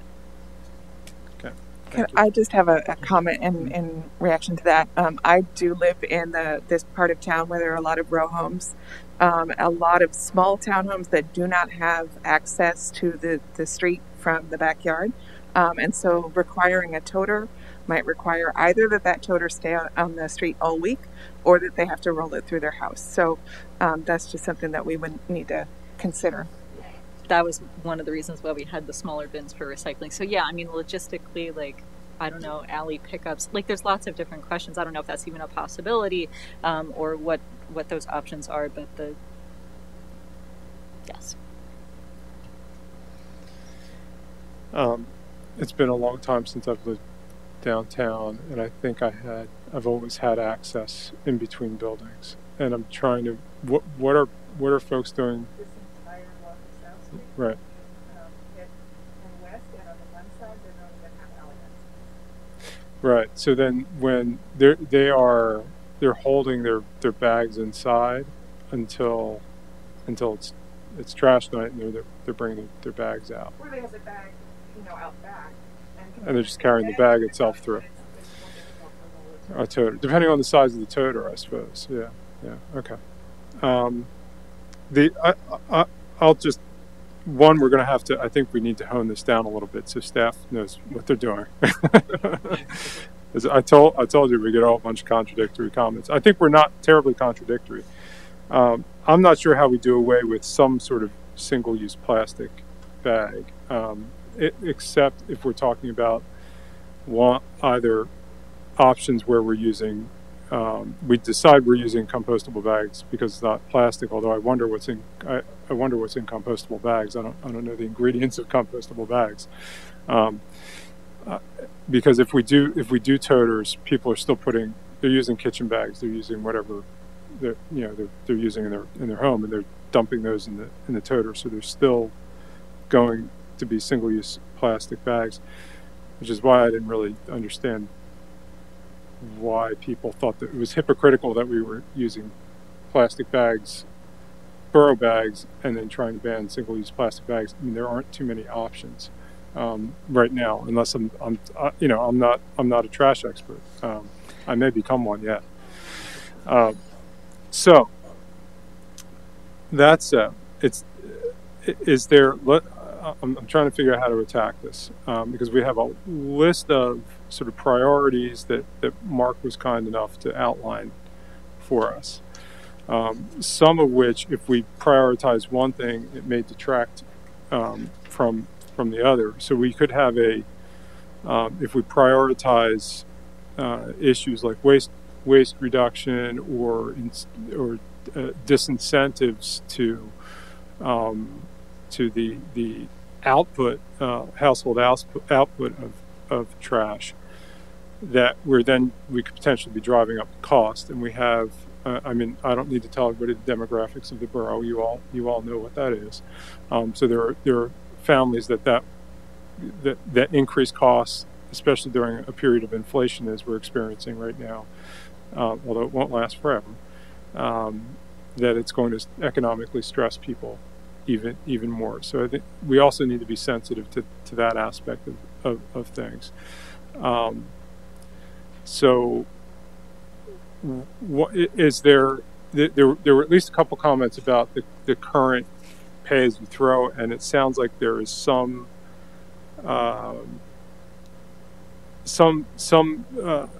members of council interested in looking at a toter option, perhaps exclusively some type of toter option.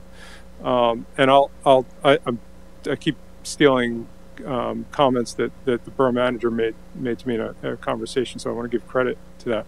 One of the things that the borough manager mentioned was perhaps you have a toter option, and those people who need to use more than what the toter can fit in the toter, you still have a sticker option, and or at times when you use the example of Christmas time, maybe there's some extra trash that's going out, and you have that option. And I heard from the deputy mayor, maybe smaller toters, so you're still maybe discouraging so much output. And then if you have that separate sticker option, still people can still use that. They're paying the price of that additional output. So let's start with the current. Let's start with the bag system. Actually, before I do that, there was public comment that was going to be made earlier. I just remembered. I'm sorry. Would you still like to make some comment? Sure. Come on up to the podium. And okay, thanks. Hi, Danelle. I came along as support for Tamala originally, but this is really interesting conversation you have going, because I mean, I hear in really quick. Sorry, yeah. could you just give it your full name and your address? And address. Yes. Sure. Danelle Berman, 237 West Willow Street, Carlisle, PA 17013. It's a common topic actually among people in like a regular occurrence that borough bags are brought up, and the size of the borough bags. I'm sure that it was at some point talked about having multiple sizes of borough bags, but for people who are in a smaller household, the large size borough bags makes it not only cost prohibitive because they're like $5 to buy one bag, but also it takes forever to fill one up, and in the meantime it's disgusting, like getting really gross and stinky. And it will take me like 2 to 3 months for me and my roommate to fill up a borough bag the size that we currently have. And as you had mentioned, that people are then putting smaller plastic bags in the totes if they're larger. That's also happening with the borough bags that we have now. Is they're so large, no one's indoor trash is that size, so they're using single-use plastic bags and putting them into the larger bags. So I think that at the cost that it is, that's kind of also pushing people to, I mean, obviously that's why somebody wouldn't be participating, right? They'd be dumping where they shouldn't, is so that they don't pay for the Borough bags. But it's really expensive. So I like the pay as you throw idea with the totes and having them be smaller, because I hadn't thought about people bringing them through their homes, since I do have a back alley. And that's really important to consider what people's lifestyles permit. But that I like the creativity that you guys have come up with.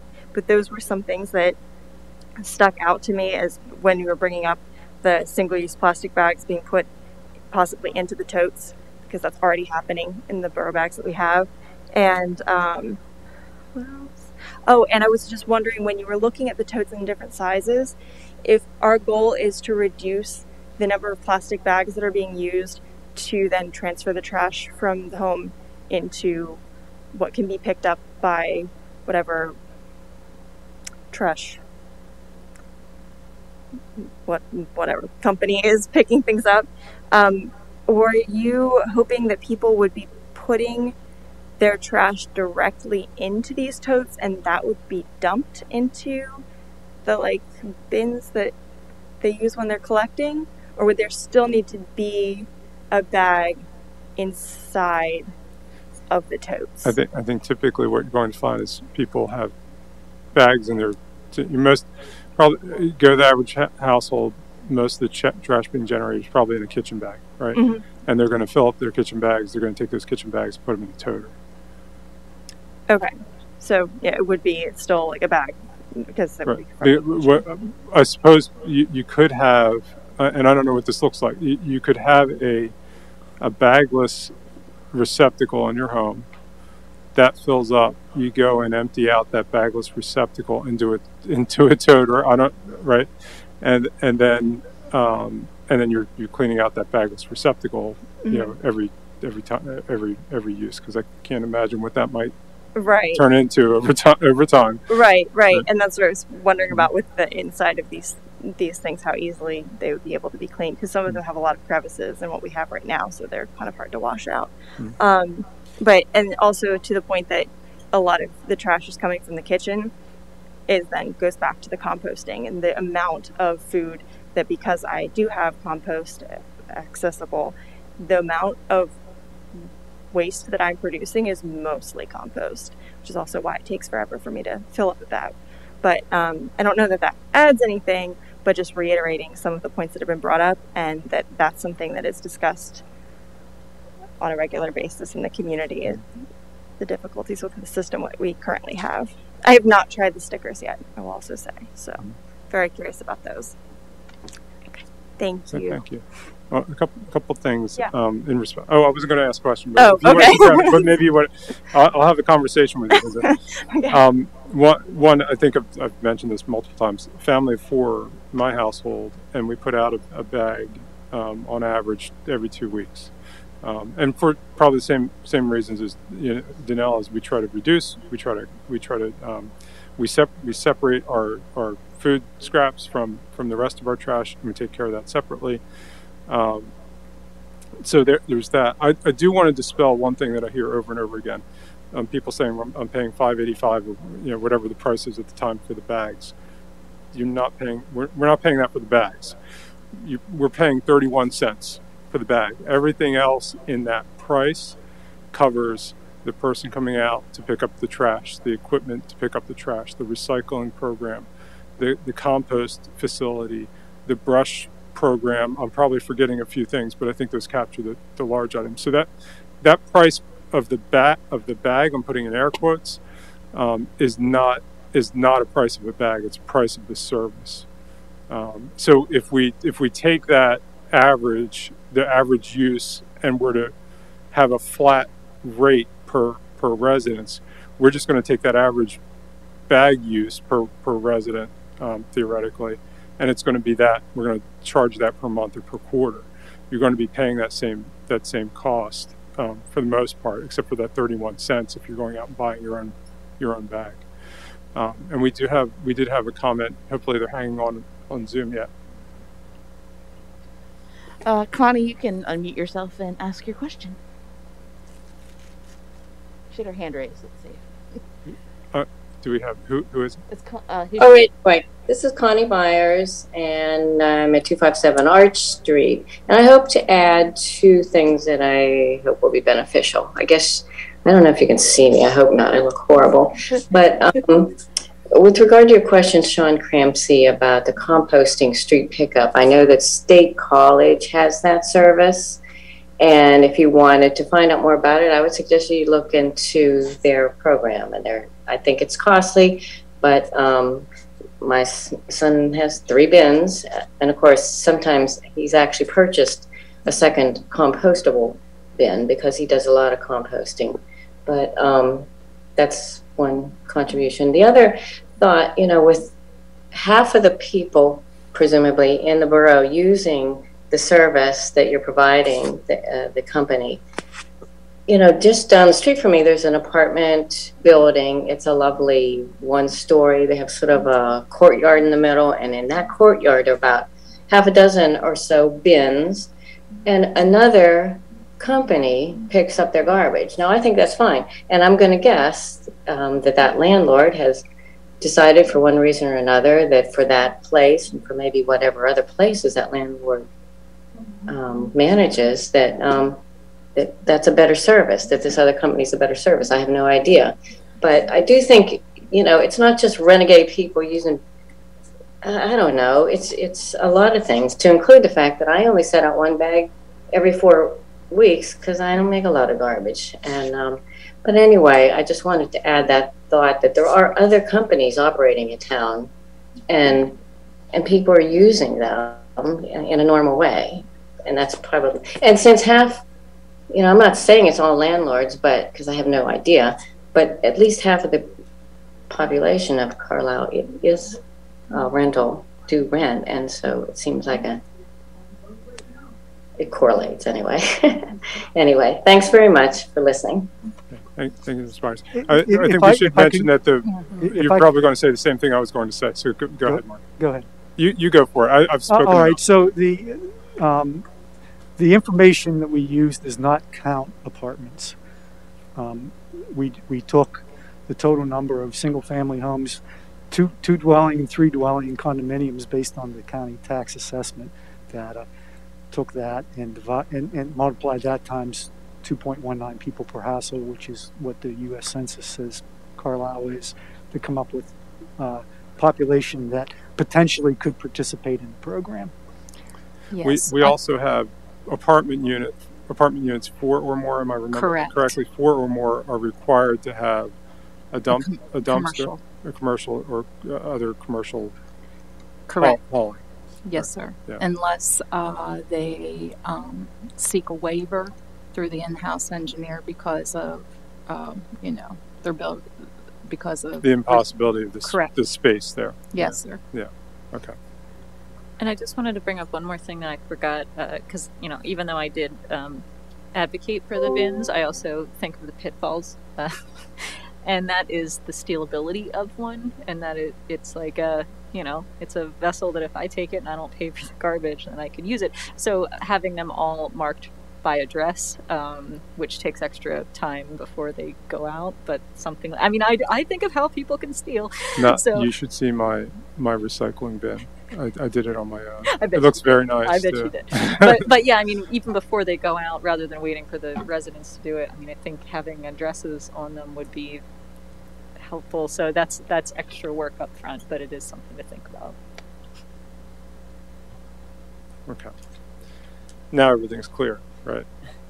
Assistant Borough Manager, you got everything's clear. What we're supposed to. Okay. So let's try to pull this together because it's 7:45. Where does let me kind of go down the row here. Where do we stand on the bags? Are we even going to consider that going forward? Council Mellon, newest member council, you go first. Do you mean bags specifically, or the pay-as-you-go program? The pay-as-you-go with the bags. Well, we start there because that'll be helpful if we narrow that down, right? Fair to say, yeah. I support the pay-as-you-go program, but I would entertain the sticker option. As I said, I lived somewhere where it worked very well. So you're a no bag but sticker. Councilor Steve. I'm comfortable with keeping some form of a pay-as-you-throw system, but I likewise would like to get rid of use of bags. I personally would prefer if we had some sort of toter option, whether it's different size toters, but even if that's not the case, I think long-term the sticker option is probably better than the bags, if that has to be the case. If I'm kind of like ranking my options there, I guess. Okay. If that helps, I hope. Sure. Yeah. I'm doing. Hopefully, keep track of the tallies, or someone else is helping me out. Councilor Crampson. Yep. So I, my first choice I think would be the current system, pay-as-you-throw bag system. I think it would be a disservice to our residents to not bid that out separately, and then we could have this healthy debate and agreement. I'm thinking back to when we approved our last contract. I will say there are definitely passionate people that don't like the pay-as-you-throw bag, and they're active on social media, and one or two of them showed up at that meeting. But I think sometimes we project that out as everyone in the borough hates that system, and I really think based on our last contract, the emails I got relied heavily on people liking pay-as-you-throw and not subsidizing other folks. So I think it's the fair system. So I would strongly suggest we at least bid it out, and then we kind of have out that strong debate. Having pay-as-you-throw, I would be open to a hybrid system if that's possible, but I think last time we ran into some issues with that. Deputy Mayor. I think I align with Councilor Stubbe on this. I think the sticker option is a good one, and toters if possible. Okay. Councilor Hicks. I think I'm closest to what I've heard from Councilor Crampsey. There might be options we haven't even thought about. I think my number one priority is I'm not interested in folks subsidizing the use of other people's increase. I think that's consistent with most economics. And to the extent possible, if we end up providing bags as an option, that we do so that's consistent with our other policies that we're pursuing, which is reducing single-use plastics, and that might send us toward a sticker system and encouraging folks maybe to purchase bags that we can get at a good rate that are environmental and that will be consistent with our goals. So those are sort of my priorities. Okay. Councilor Perry. I am right along with Sean Crampsey. I'm in support of the pay-as-you-go system. Okay. And no preference on bag versus sticker versus toter? No. Okay. We're about dead even, of course. So, I haven't given my preference, but so I've made the same comment last contract as Councilor Hicks did, that the idea of sort of subsidizing a negative impact is not something that I want to do. So I think we do have support on council that we continue some form of pay-as-you-throw. I think we're relatively split on. I don't think there's just I'm getting not a strong preference bag versus sticker bag, but as environmentally friendly as possible, and a couple who support the toter system, which again isn't really giving us a lot of clarity. And I know I don't think it's something that the haulers around here perhaps can support, but I had fired off that some communities and some services where there's actually a chip in the toter, and there's a weighing device on the truck, so you're paying what they're weighing, right? It's like an ad for them now. Pay what you weigh. And so if I think that only works if we go in-house, perhaps. So with the in-house option, I think we ought to explore something like that and understand what the cost of that would be. And that, I'm the only one throwing that out there, and I should have probably mentioned that earlier, so the rest of council could ponder that one. But otherwise, I think we want pay as you throw, continue to pay as you throw. I would like there to be a toter option if possible, but I would weigh the non-subsidization of garbage output more heavily than having the toter option. Does that so far, and I want you to be straight with me, so far are we helping you at all, kind of devising where you go with this? Yeah, I think so. I mean, it's going to be brutally honest, it's going to come down to what the service provider is willing to bid on. And I think that we're going to require that they provide pricing for each of the options that are specified in there, just so that we get them. But it's going to come down to how risky each of those is, and how uncertain each of them is to the bidder. Okay, and then we didn't address this, but is it fair to say across the board we're in support of a continued? I mean, we have to have a recycling program, continued recycling program. Maybe do more education on what and get a better understanding of what can be recycled. Although that changes from time to time, and may improve as perhaps the industry in the states picks up. Yeah, Councilor Stevie, go ahead, Joe. Just to complicate matters further, on the recycling topic, and I don't know if this is an option that was considered previously, or if this is something that the service providers around here offer.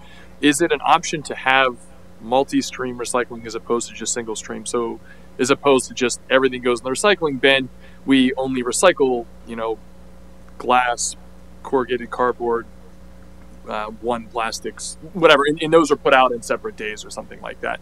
So maybe that's more confusing for people, maybe not, I don't know, but that might help with decreasing the amount of non-recyclable things put in containers. I don't know if that's even an option that service providers around here offer, though.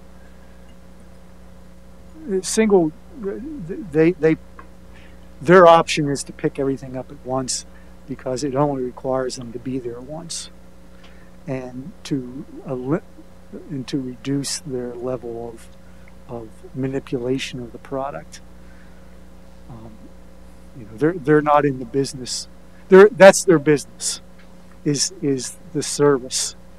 Their business is not the separation and marketing of the recycling material. That's done by another entity who is in that business. Mark, will we find if we had residents separate the recyclables? I feel like when I was younger we did that. It's been a long time. You absolutely did. Right. Yes. It would potentially drive up the cost of the program, because then we're asking the hauler to would it drive? I suppose that's a question. Would it drive up the cost of hauling if it's separated? Because right now they're taking the recycling bin, dumping that into the truck. Separation's being done at a separating facility. Yeah, that's exactly right. So we'd be driving up the cost there. To be sensitive, we don't know what that number is, but it would drive up the cost factor. Okay. That's all. It was just something I was thinking of that I wanted to throw out there. Like I said, just wanted to complicate things more. Sure. Yeah. No. Appreciate it. Go ahead. As long as it doesn't make things more complicated. Yeah. You have to come back to the podium. Yeah.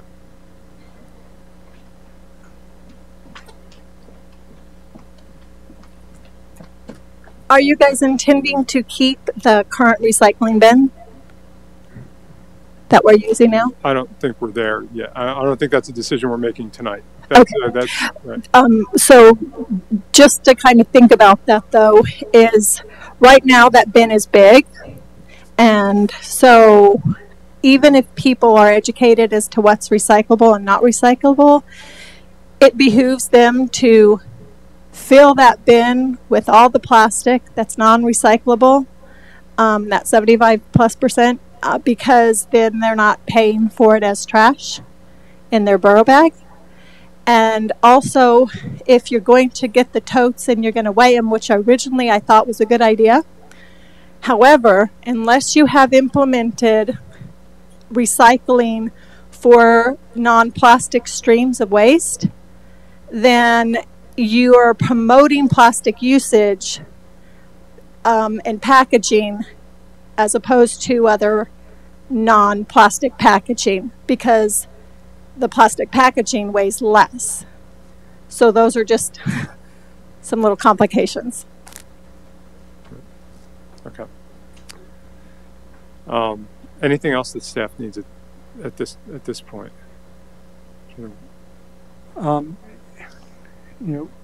Right now we have one bulk item per week. We have recycling once a week. Is there any thought to reducing the level of service?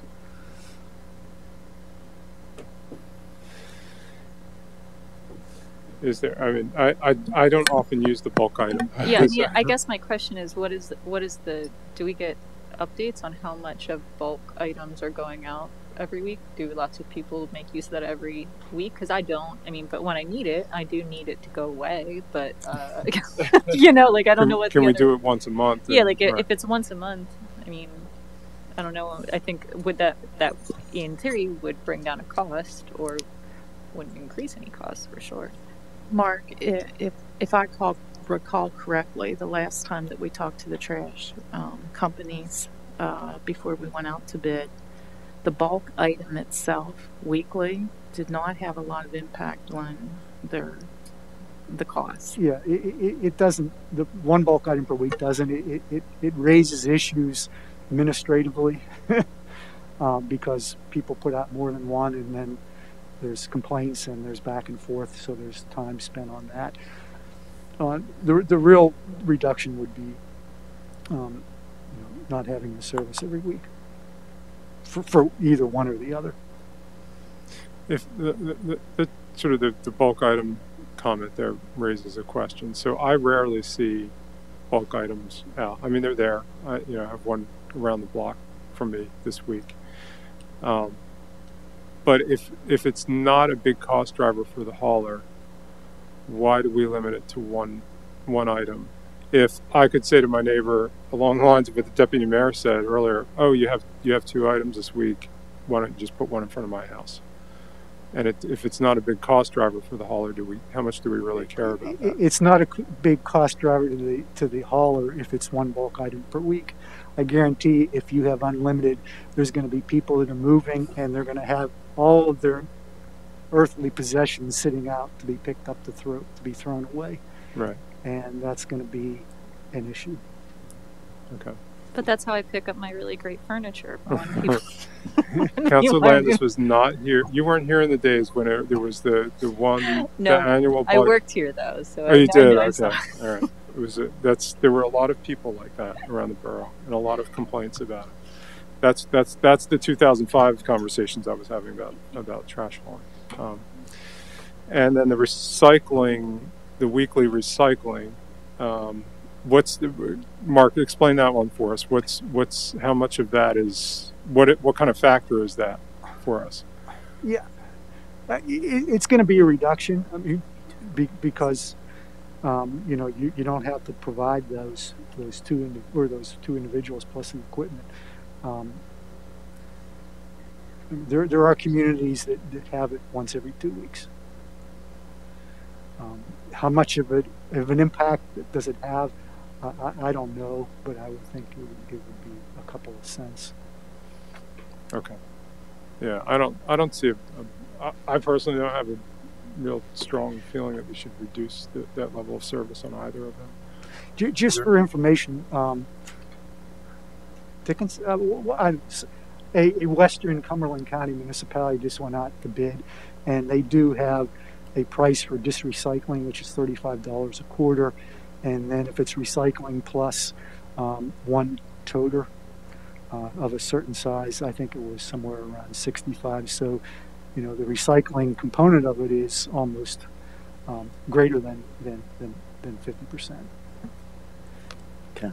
That's a good follow up on that. Yeah, Just quickly, Mark, as those in our county, as those bids get open publicly, you did a great job last time giving us a chart of what. Can you do that again for us, and then just label which ones? Because I know there's some that are grandfathering in, so they'll obviously have a much lower rate. I thought that was helpful to explain to residents when they asked, you know, why does this township or municipality pay less than we do? It was helpful to explain that. Thank you. And I think it would be helpful as we get that information on the current bids, like this one in Western Cumberland County, understand where they were on their last bid too. So what kind of change have they seen over that term of the contract? Because that might help give us some local trends also. Okay. Anything else that you need, Mark, from us on this? Okay. All right. I feel like we did. It took us a long time, but we got there. Okay. Councilor Stewie, this is your on committee. So. Yeah. Moving on. Next, I move that Council authorize the Borough Solicitor to draft and advertise an ordinance revising the permit fee for use of the sewage dumping station at the Carlisle Fairgrounds from $50 per permit to $125 per permit. There is a motion to draft and advertise revising the permit fee for the use of the sewage dumping station. Is there a second? Second. Motion by Councilor Stewie, second by Councilor Cramsey. I'll call the question. All those in favor, please indicate by saying aye. Aye. Aye. Those opposed, motion passes. Next, I move that Council establish by resolution an adjustment to the annual fee for commercial use of the borough's yard waste and composting facility from $100 per year to $900 per year. There's a motion on the fee for commercial use of the yard waste and composting facility by Councilor Stewie. Is there a second? Second. Second by Councilor Cramsey. I'll call the question. All those in favor, please signify by saying aye. Aye. Those opposed, motion passes. And finally, I move the Council approve renewal of the annual service contract with HACH Service Partnership for preventative maintenance and servicing of equipment at the Carlisle Water Treatment Facility. Contract is for a 1-year period effective February 1st, 2022. Motion by Councilor Stewie on the approval of annual service contract. Is there a second? Second. There's a second by Councilor Cramsey. I'll call the question. All those in favor, please signify by saying aye. Aye. Those opposed, motion passes. And that concludes the Public Works Committee report. Thank you, Councilor Stewie. You've beaten Councilor Cramsey for usually he has the long agenda. Mr. Mayor, if I may, I just want to really say thank you to Borough Manager. It warms my heart when I see that we're updating our fee system sometimes 40 years in arrears. And thank you for doing that, and please continue to do so. Thank you. Thank you, Councilor Hicks. Next is Public Safety Committee. We have an action item on the command structure at the police department. I'll make a motion that council modify the police department's command staff structure that shall allow for a second lieutenant while retaining the current command staff complement. Is there a second? Second. Second by Councilor Hicks. Chief Landis, would you like to provide any further comment on this item? Thank you. Okay. We didn't vote yet. Thank you in advance. Okay. I will call the question. All those in favor, please signify by saying aye. Aye. Those opposed, motion passes. Okay. You're welcome. We'll move on to the Sustainability and Community Planning Committee. Councilor Hicks. Yeah, thank you, Mr. Mayor. Two items this evening, and both of them I'm going to turn over probably to Jared, but maybe to Mark, and I'll let them hash it out. But we had two issues, items that came up, both, as they'll reiterate, approved by the Planning Commission. But the first one is the Hamilton Commons land development. So turn it over to Jared. I'd happily turn it back over to Mark. So there will be 2 land development plans on your agenda for the meeting next Thursday. The first is Hamilton Commons land development. That is a project of a vacant parcel of land that's located between the Hamilton Commons apartment complex at the corner of Clay and Hamilton Street and the Hamilton Elementary School. That parcel has an interesting history. It used to be owned by the U.S. government, and they owned the apartment complex, and the apartment complex was used to house soldiers that were stationed at the base or taking classes at the barracks. That was sold to a private entity, and they're looking to utilize the land that the vacant land between that remains, and they're proposing a 27-unit townhouse development that based on the information provided at the Planning Commission, is intended to be rental units. They had submitted this plan to the borough in May prior to council taking action on the CELDO amendments, so it's covered under the previous ordinance. But they did, based on input from staff, reach out to the school district, and the school district provided a letter that said that they had no objection to the development. Council has twice taken action to extend the time period to review so that the developer had opportunity to address staff's previous review comments. The second one is the Carlisle Area School District is proposing to convert an athletic field at their complex off of Bel Air Drive, Bel Air Drive being a private road owned by the school district, from a grass athletic field to a synthetic turf field, and they're requesting that council waive the requirement for a land development plan for that project.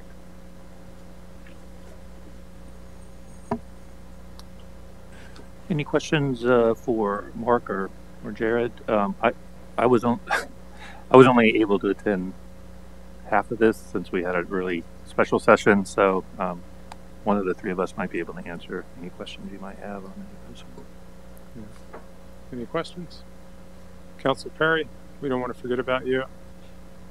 No questions. Okay, you're still there. I was hoping we didn't make you fall asleep. Okay, and then we have an opportunity between now and next week to reach out with any questions Correct. we may have, which might provide more informed answers if staff has time for that. That concludes my brief. Okay, thank you, Councilor Hicks.